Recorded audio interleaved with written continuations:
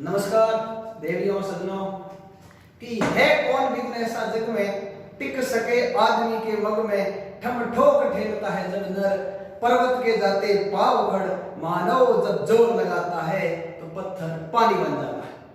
ये पंक्तियां मेवाड़ के महाराणा सांगा के लिए सटीक बैठती है। आज हम पढ़ेंगे मेवाड़ राजवंश और मेवाड़ राजवंश में पढ़ेंगे हिंदू पंथ राणा सांगा के बारे में। राणा सांगा के बारे में पढ़ने से पहले राणा सांगा का बैकग्राउंड जानना बहुत जरूरी है। तो आइए जानते हैं राणा सांगा का क्या बैकग्राउंड था। तो राणा सांगा के पिताजी का नाम हुआ करता था राणा रायमल। राणा रायमल इनका शासनकाल माना जाता है 1473 से 1509। राणा रायमल के कुल 13 राजकुमार हुआ करते थे और 2 राजकुमारियां हुआ करती थी। अपने को इन 13 राजकुमार और 2 राजकुमारियों के बारे नाम सबके याद नहीं रखने हैं। मान लो उस जमाने में भामाशाह काल होता तो रायमल के सभी पुत्र और पुत्रियों के नाम तो भामाशाह काल में आ ही नहीं सकते थे। अपने को मोस्टली इन 13 और 2 मतलब 15 में से 4 के बारे में जानना है। रायमल के सबसे बड़े पुत्र का नाम हुआ करता था पृथ्वीराज। 2 नंबर का पुत्र हुआ करता था जिनका नाम था जयमल। तीसरे नंबर के पुत्र का नाम था संग्राम सिंह और रायमल की एक पुत्री थी जिसका नाम था आनंदीबाई। मैंने बताया कि रायमल के 13 राजकुमार थे, उनके बारे में अपने को ध्यान नहीं रखना है। अपने को मोस्टली रायमल की 4 संतानों के बारे में जानकारी प्राप्त करनी है।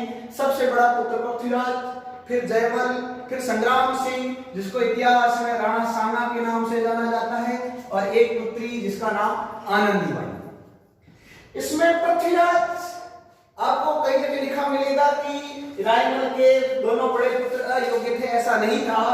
पृथ्वीराज एक योग्य व्यक्ति हुआ करता था और युद्ध कौशल भी पृथ्वीराज का बहुत शानदार था।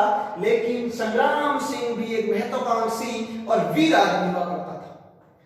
रायमल इस दुविधा में पड़ गए कि सबसे बड़ा पुत्र था पृथ्वीराज और नियम के अनुसार रायमल की मृत्यु के बाद मेवाड़ का उत्तराधिकारी पृथ्वीराज होगा। लेकिन महत्वाकांक्षी और सबसे योग्य पुत्र था संग्राम सिंह। इसलिए रायमल अपनी जिंदगी में यह तय नहीं कर पाए कि मेरी मृत्यु के बाद अगला मेवाड़ का शहंशाह कौन होगा। यह विवाद इन राजकुमारों के बीच में बना रहता था कि मेवाड़ का अगला उत्तराधिकारी कौन होगा। तो इन्होंने एक दिन अपनी जन्म पत्रियां लेकर के ज्योतिष के पास गए और ज्योतिष ने कहा कि पृथ्वीराज और जयमल का भाग्य तो अच्छा है लेकिन राजयोग संग्राम सिंह का लिखा हुआ है। उन्होंने थोड़ी बहुत लड़ाई हुई, ये बात उन्होंने ज्योतिष की मानी नहीं। इसके बाद ये किसी की सलाह पर एक गांव है, उस गांव का नाम याद रखना दोस्तों, उस गांव का नाम है भीमल गांव। और भीमल गांव के अंदर एक चारण पुजारी रहा करती थी जो भविष्य बताया करती थी। ये तीनों राजकुमार साथ में एक सारंगदेव नाम का व्यक्ति ये जाते हैं भीमल गांव और भीमल गांव में जब उनकी जन्म पत्रियां देखी तो चारण पुजारी ने कहा तुम्हारा भाग्य तो अच्छा है लेकिन राजयोग तो संग्राम सिंह की जन्मपत्री में ही लिखा हुआ है। यह बात पृथ्वीराज और जयमल को बिल्कुल पसंद नहीं आई। पृथ्वीराज ने तुरंत अपनी तलवार निकाली, संग्राम सिंह पर वार किया और संग्राम सिंह की लाइट हमेशा के लिए चली गई। मतलब संग्राम सिंह की दाईं आंख चली गई। संग्राम सिंह जान बचा कर गया, भीमल गांव से भागे। इसकी जान बचाने के अंदर बीच में एक व्यक्ति आया था जिसका नाम था सारंगदेव। सारंगदेव ने संग्राम सिंह की पृथ्वीराज से जान बचाई थी। अब ये सारंगदेव कौन था? ये सारंगदेव चाचा था। किताबों में आपको लिखा मिलेगा कहीं कहीं कि सारंगदेव संग्राम सिंह का चाचा था, ऐसा नहीं है। ये सारंगदेव रायमल का चाचा था। सारंगदेव किसका चाचा था? रायमल का चाचा सारंगदेव इनकी जान बचाता है। भीमल गांव से संग्राम सिंह की एक आंख चली गई और अपनी जान बचाकर भागे और भागते भागते गांव पहुंचे। उस गांव का नाम था सेवंत्री गांव। ध्यान दीजिए जब सांगा अपनी भीमल गांव के बाद जान बचाकर भागे तो किस गांव में गए? सेवंतरी गांव में। और सेवंतरी गांव में उस जमाने में एक ठिकानेदार हुआ करता था। उस ठिकानेदार का नाम था राठौड़ बीदा। राठौड़ बीदा ने संग्राम सिंह ये पृथ्वीराज और जयमल सेवंतरी गांव पहुंचे तो राठौड़ बीदा ने सांगा को छुपा रखा था। राठौड़ बीदा और जयमल के बीच में कहासुनी होती है और जयमल ने अपनी तलवार निकाली और राठौड़ बीदा को मारी। इन रायमल के राजकुमारों के विवाद में ये सेवंतरी गांव का ठिकानेदार राठौड़ बीदा भी मारा जाता है। इसके बाद जान बचाकर फिर संग्राम सिंह भागा, सांगा भागा और भागते भागते एक जगह थी जिसका नाम है श्रीनगर। जिसका नाम है श्रीनगर। ये श्रीनगर जम्मू कश्मीर वाला नहीं है, ये श्रीनगर पड़ता है अजमेर में। और अजमेर में एक व्यक्ति हुआ करता था जिसका नाम था करमचंद पंवार। करमचंद पंवार के पास अब सांगा शरण लेता है और पृथ्वीराज और जयमल ये वापस मेवाड़ लौट करके आ जाते हैं और संग्राम सिंह अपना जीवन यापन करता है करमचंद पंवार के पास। मैंने आपको बताया संग्राम सिंह, जयमल और पृथ्वीराज अपना ज्योतिष, अपना भाग्य बताने के लिए भीमल गांव में गए। यहाँ से सांगा जान बचा करके सेवंतरी गांव गया। सेवंतरी गांव के बाद सांगा अपनी जान बचाने के लिए श्रीनगर अजमेर में करमचंद पंवार के शरण लेता है और वहां पर अपना जीवन यापन करता है। पृथ्वीराज और जयमल वापस मेवाड़ आ जाते हैं। अब सुनिए क्या होता है। पृथ्वीराज अब बेफिक्र था कि मेवाड़ का अगला शासक तो नहीं होगा।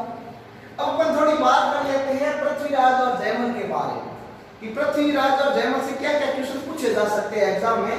पृथ्वीराज की पहली बात, पृथ्वीराज के दादा हुआ करते थे राणा कुंभा और राणा कुंभा ने राजसमंद में एक दुर्ग बनाया जिसका नाम है कुंभलगढ़ दुर्ग। और कुंभलगढ़ दुर्ग की दीवार की लंबाई है 36 किलोमीटर। कांस्टेबल भर्ती में पूछा गया कि कुंभलगढ़ के दुर्ग के दीवार की लंबाई क्या है? लंबाई थी 36 किलोमीटर। इस दुर्ग की दीवार चाइना की दीवार के बाद सबसे चौड़ी है। 4 घोड़े उस दीवार पर एक साथ जोड़ाए जा सकते हैं। ये पृथ्वीराज को घोड़े दौड़ाने का बहुत शौक था, हमेशा घोड़े दौड़ाता रहता था। इस कारण पृथ्वीराज को संज्ञा दी जाती है उड़ना राजकुमार। ध्यान दीजिए, पहला क्वेश्चन ये पूछा जाता है कि राजस्थान के इतिहास में उड़ना राजकुमार किसे कहा जाता है? तो रायमल के बेटे और सांगा के सबसे बड़े भाई पृथ्वीराज को उड़ना राजकुमार कहा जाता है। दूसरी बात, पृथ्वीराज की एक पत्नी थी जिसका नाम था ताराबाई और ये ताराबाई रहने वाली थी टोंक। एक बार क्या होता है, पृथ्वीराज मेवाड़ में रहते थे और यहाँ पर इनकी पत्नी ताराबाई साथ में रहती थी।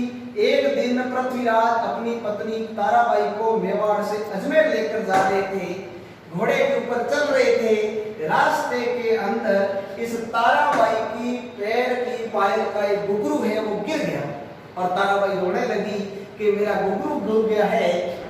पृथ्वीराज बोले पगली एक घुंघरू के लिए क्या रोती है?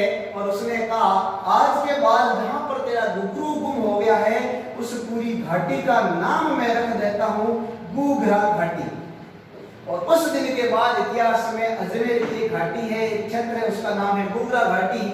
और राजस्थान गवर्नमेंट ने इसी घाटी के अंदर आरपीएससी का कार्यालय स्थापित किया। राजस्थान लोक सेवा आयोग का पूछा जाता है कार्यालय कहाँ है? तो घूघरा घाटी में। आज भी ये बोर्ड आरपीएससी प्रतियोगी परीक्षा की तैयारी करने वाले लोगों के घूघरे बजाता रहता है। अब बात करते हैं ताराबाई को लेकर के अजमेर गए थे और कई इतिहासकार कहते हैं कि रूट करके उन्होंने अपना जीवन तारागढ़ दुर्ग में बिताया था और पृथ्वीराज ने इस ताराबाई के लिए उस तारागढ़ दुर्ग का परकोटा भी बनाया था। इसलिए ताराबाई जिस दुर्ग के अंदर रही थी उस दुर्ग का नाम रखा गया तारागढ़ और ये तारागढ़ दुर्ग है अजमेर में।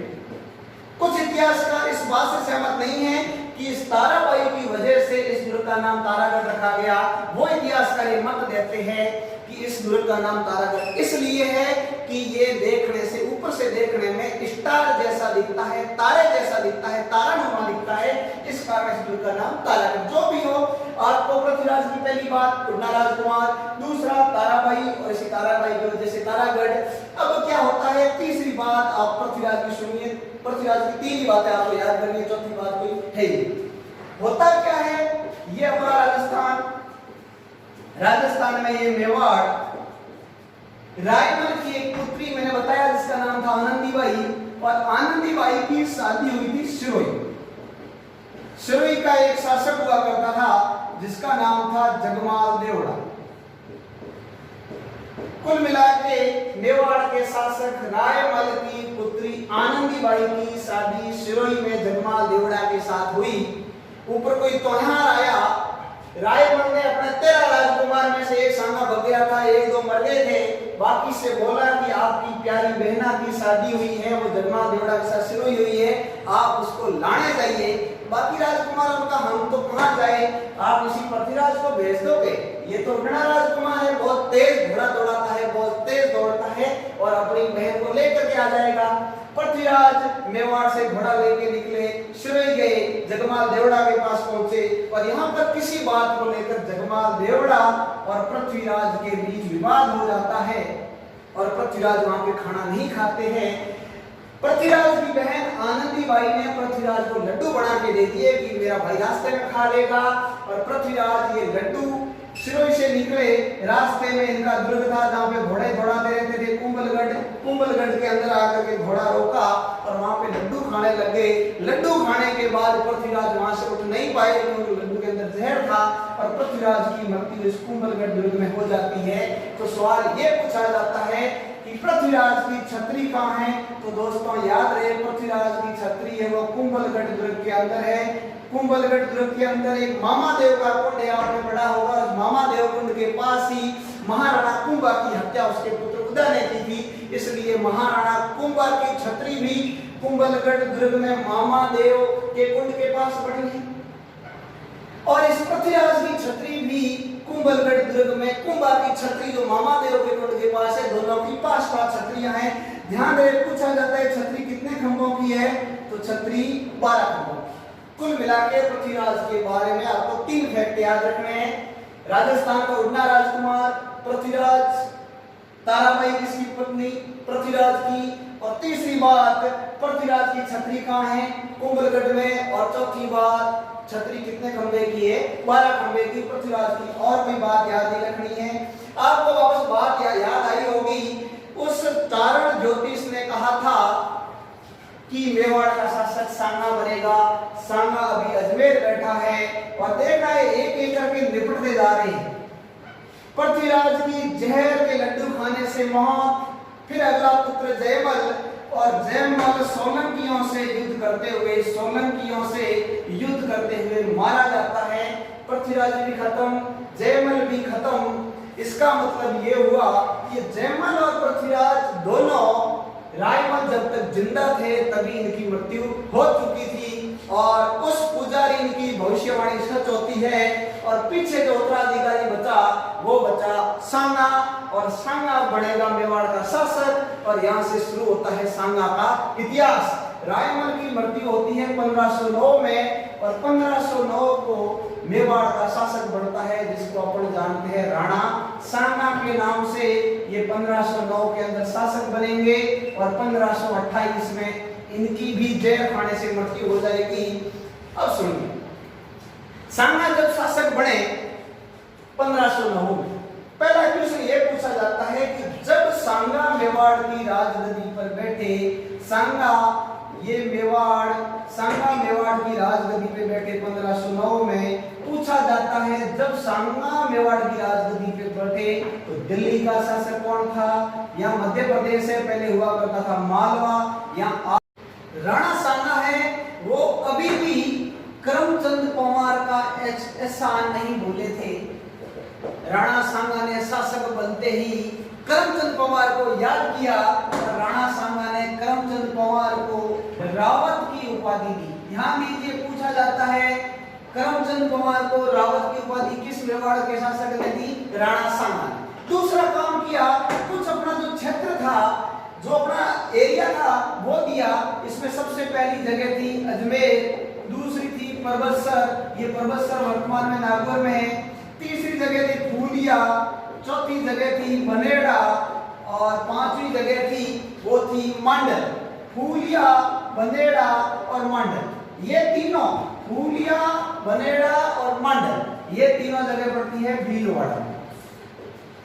मैं ये बता रहा हूं कि राणा सांगा जब 1509 में शासक बने, उन्होंने सबसे पहला काम करमचंद पवार को रावत की उपाधि दी और दूसरा कुछ क्षेत्र उसकी तो साम्राज्य के था, उसमें अजमेर, दूसरी जगह पर बक्सर, तीसरी छोटी छोटी जगह थी फूलिया, बनेड़ा और मांडल ये तीनों जगह पड़ती है भीलवाड़ा में, ये नागौर में और अजमेर में।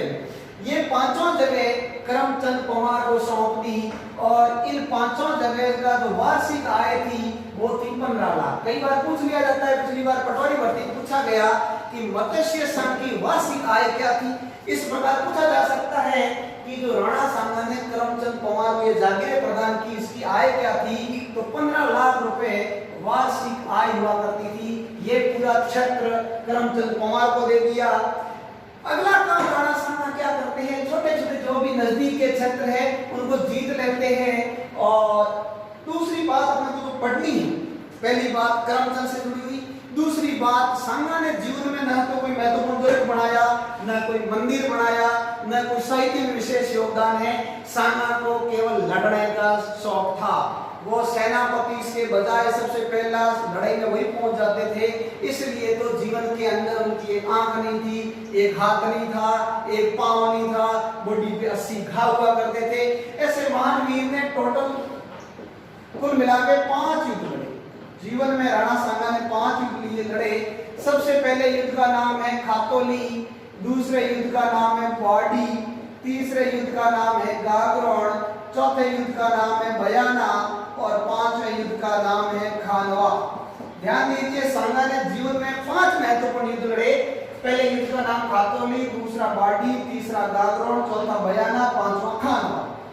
दूसरी चीज ये पूछी जाती है कि युद्ध हुए कब, तो ध्यान दीजिए, खातोली 1517, 17 के बाद क्या आएगा 1518, 18 के बाद क्या आएगा 1519 और इसके बाद 1526 में बाबर भारत आता है और 1527 में खानवा, बयाना और फिर 1527 में खानवा।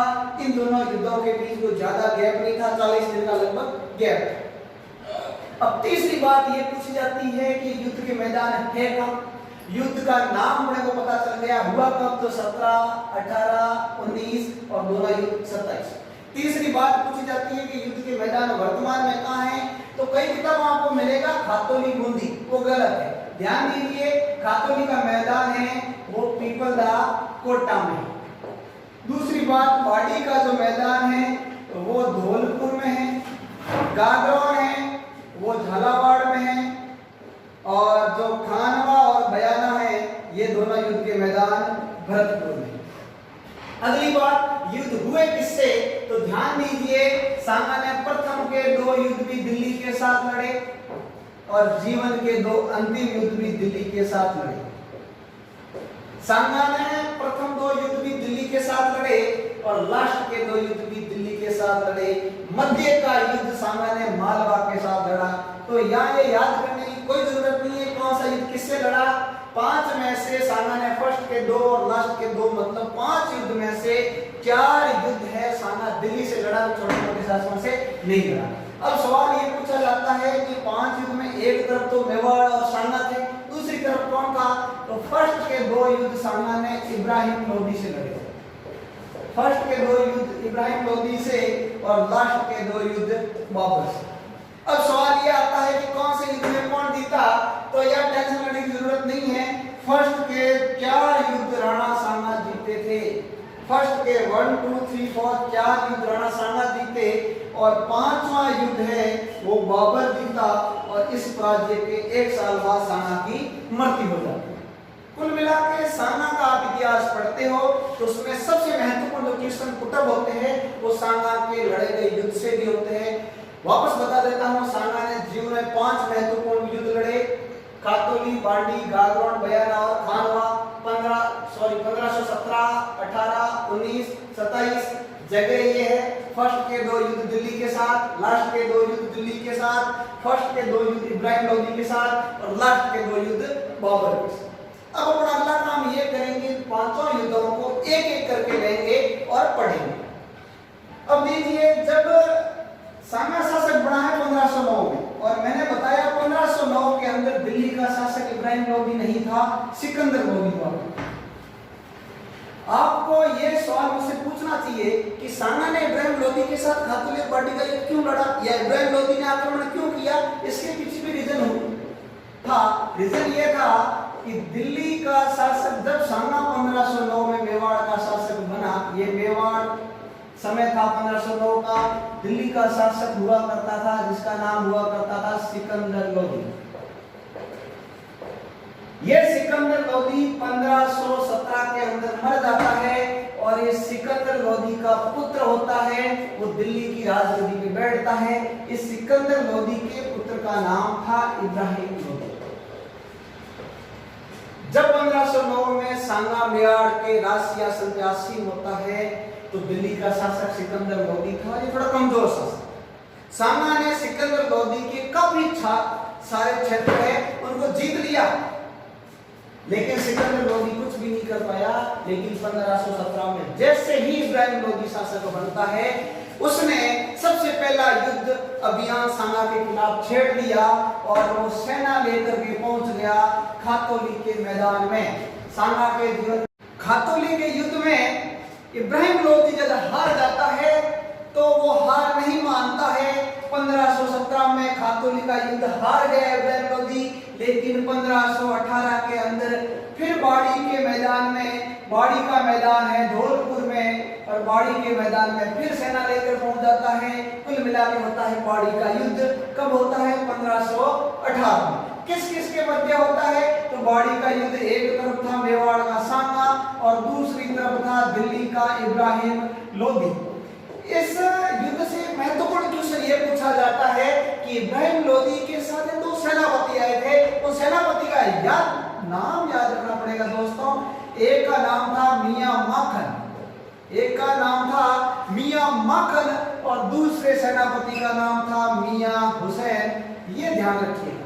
कुल मिला के बाड़ी के युद्ध में इब्राहिम लोदी सांगा के विरुद्ध धौलपुर में जब लड़ने आया, तो अपने दो सेनापति साथ में लाया। एक का नाम था मियां माखन और दूसरे का नाम था मियां हुसैन। और ये युद्ध भी राणा सांगा जीत जाता है, इब्राहिम लोदी हार जाता है। इसके बाद इब्राहिम लोदी सांगा पर कभी अटैक नहीं करता है। इसके पश्चात इब्राहिम लोदी जब दिल्ली का शासक होता है, इतने में बाबर आ जाता है और इब्राहिम लोदी का शासन खत्म हो जाता है। नेक्स्ट वीडियो में अपन पढ़ेंगे बाबर और सांगा के मध्य लड़े गए युद्ध।